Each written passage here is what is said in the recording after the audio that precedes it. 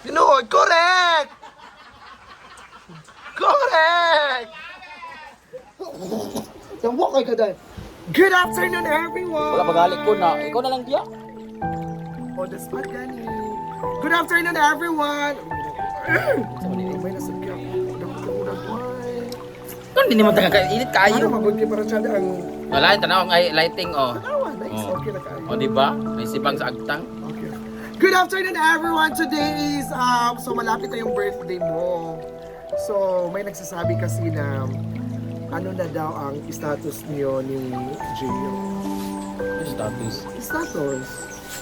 Status. Ano nyo ba, ni Gio? Ano ba? Kayo pa ba or hindi? Oo, celebrate ka kami bukas ng 21st. Oh, 21st na kayo. Sana all, no? Wala, wala. So, the question goes to question number 1. Kung pwede na ang... Goes like this. The question goes like this. Okay, sorry ha, hindi mo kayo ka ba ng English? Ikaw nga na ha. May kablong Tagalog gali. Ang bait-bait ko sa'yo. Okay! Kung pwede na ang kasal ng same-sex dito sa Pinas, Ano dito question and answer? Dapat nagpaliwanag ka man nga meron akong question. I have a question! Pinaupo mo na ako dito. I have a question. May question to. Okay, question number 1.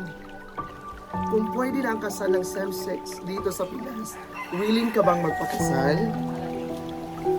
Asa na yung promise sa ako? May nag-chat oh. Di ba? David lagi. Di ba? Ano kung meron na?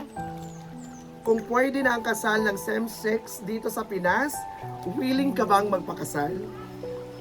Of course, all the people really dream of having wedding with your loved ones, diba? Lahat naman tao talaga nangarap talaga na maglakad sa aisle with his or her partner. Ako, I'm not against the same-sex marriage, but the question for me is, para saan yung kasal? Para ba isa kaming dalawa? Para ba patunayan sa lahat na nagmamahalan kami? Yun naman ang tatanungin ko, para saan mo na yung kasal?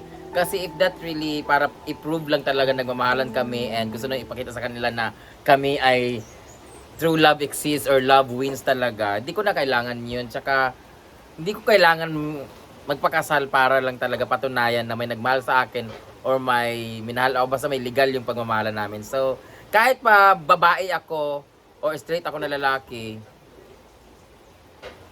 marang hindi ko alam kung gusto ko pa ikasal kasi 'di ba maraming ang kinasal nga pangat naghiwalay nga eh. So for me, gusto ko muna yung live-in muna para mas matest mo talaga kung gaano ka talaga kamahal ng mahal mo. I like your answer. Nang dahil dyan, 2,000. Para alam ko galing kanino to. Mama B. Ate B. Ate B lagi sa Question number 2. Ate B to. Ano ang mas matimbang? Oy, nag-chat siya sa akin. Nag-chat siya sa akin, may bigay sa akin. Hindi pa siya nag-chat. Ano, iba yan. Ano ang mas matimbang? Isip o puso? It's really hard question because technically kaya nilagay yung brain sa ibabaw kasi siya yung mas superior, yung utak, para yung heart yung mag-follow. But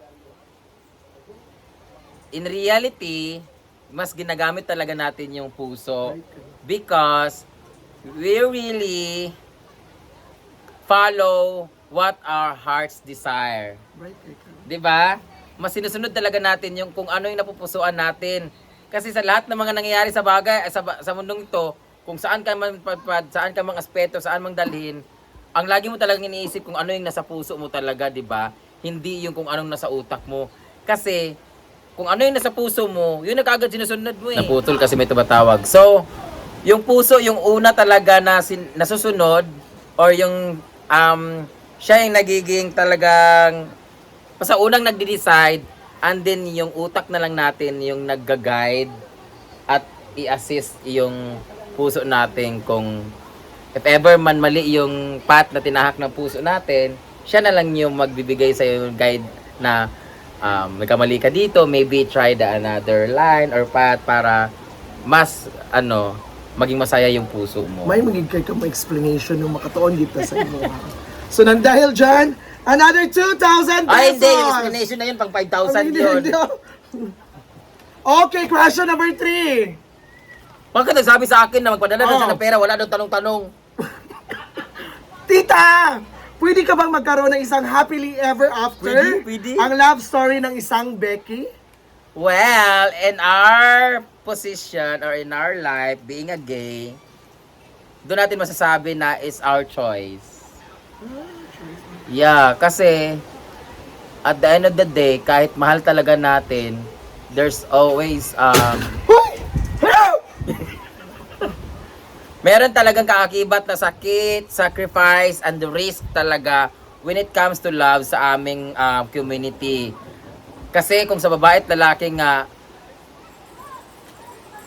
malabo nga yung happy ending, naghiwalay nga din sila, kahit mga magaganda at gwapo na, mayaman pareho. Basta, naghiwalay pa nga, di ba? Siyempre, mga artista, ang gwapo at gaganda, may mga businessman, may mga ano, naghiwalay. How much more sa atin? So, Correct! choice na lang natin kung magtatagal tayo sa isang relasyon at nandun pa rin dapat yung kung magkano ang laman na ang iyong bulsa. Hindi ko man sinasabi na mukhang pera ang mga partner natin, pero hanggat maaari, meron kang maipapakain sa jowa mo. Di ba? Kasi maswerte ka na nga at may jowa kang lalaki, syempre, wala ka nang bilat, dapat may pera ka. Nawak ay ka dahil. Another 200 pesos! 100 drop? 2,000! Yay!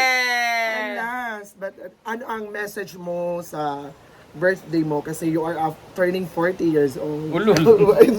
35 pa. 35. 9,000 na ni wala.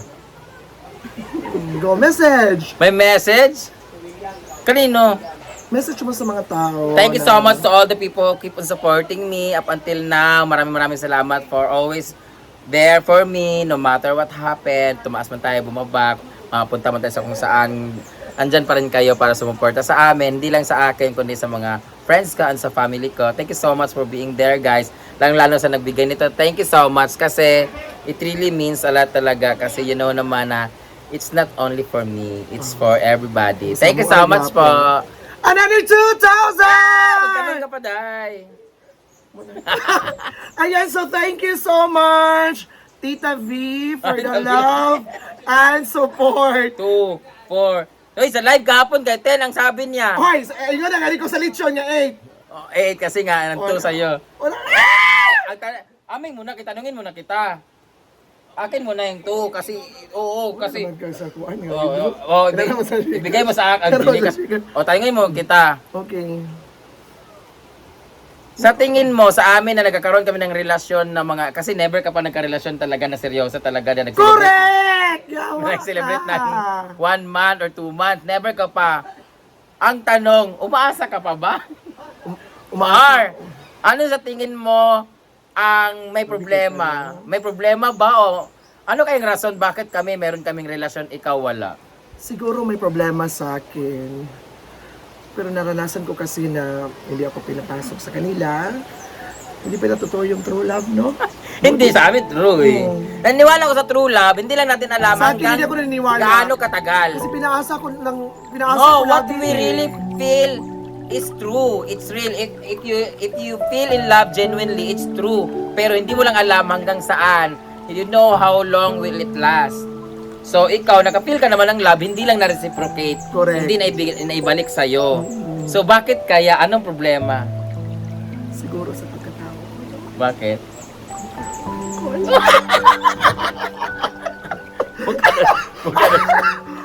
Mukha na siyang uncle, guys. Mukha kasi ako uncle paggabi. Ayan, Nois, ito mag-thank you na tayo. Thank you Thank you so so much, much. Tita V. Love Tita you. So, yan yung ulam natin later. Kutsira. Sino nagbigay nito? Ay, sa'yo. Bukas pa. Pero nandito na yung Itong pinanganay ko ha. Hindi man yan. Bukas man ang naka-base. Ang yun sa akin, sabi mo ngayon. Ano? Kasi gamay rin ito ah. Saan na yan? Kanagay ibutang sa katong tab galing ang puti. Hindi ko ganang ano eh. Gusto ko kanang limpuan na. Ikaw sa kanya daw. Kani. Iya gipakaon dato kaganan nung Tupperware. Ang tiya ko niyata na sita. Naman, ito nga naman. Dili dai man to. Oh, di ba? Sige ko be. Salisay daw, salisay. So ni. Usa nagbiyang Ano mo ganun ko nang namo ingana. Ano nga video eh? Mga tao, uy,